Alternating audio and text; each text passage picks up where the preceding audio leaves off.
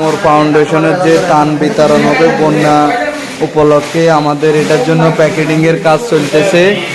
আমাদের সবাই প্যাকেটিংয়ের কাজ করতেছে। আমার বাতিজে কিছু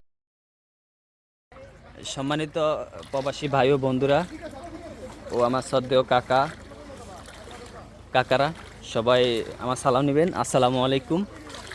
আমাদের গ্রাম থেকে কেন্দ্রা যুব সমাজ ও প্রবাসীদের উদ্যোগে ত্রাণ বিতরণ হচ্ছে।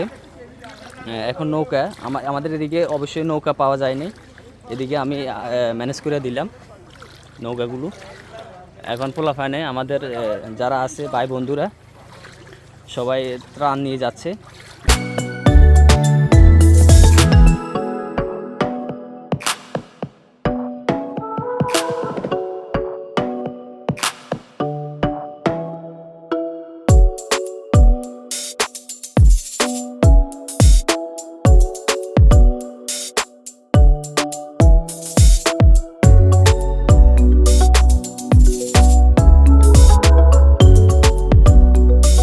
আলহামদুলিল্লাহ ভালো আছি, শুক্রিয়া আল্লাহর দরবারে।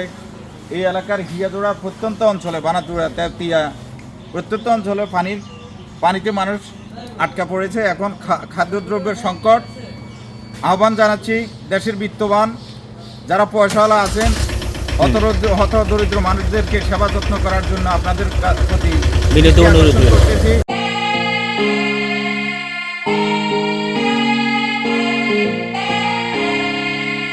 আমরা যাচ্ছি আলুদ্দিন সহকারে